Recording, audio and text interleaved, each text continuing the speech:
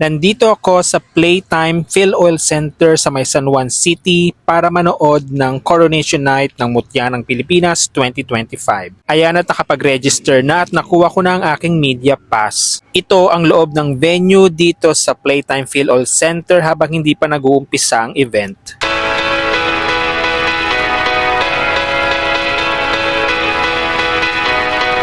Hindi pa napupuna ang venue at nagdadatingan pa lang ang mga tao. At surprise, nandito ang pinsan ko. Sponsor ang company nila. Pinsan ko.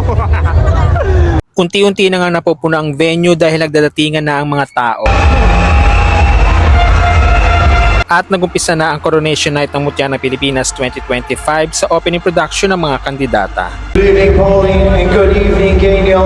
Let's do this. Ladies and gentlemen, a night of elegance, empowerment, and hometown pride awaits. This is Mutya ng Pilipinas 2025 Grand Coronation Night.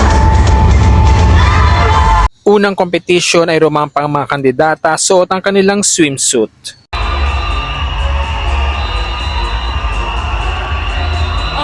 Binigyan ng mga special awards ang mga kandidata pagkatapos ng kanilang swimsuit competition.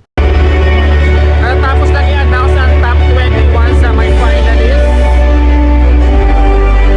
Pagkatapos sinaglaban-laban ang top 21 sa evening gown competition. Sumagat din sa question and answer portion ng mga finalists at sa bandang huli kinoronahan bilang bagong mutya ng Pilipinas 2025 si Christina Van Heflin ng Leyte.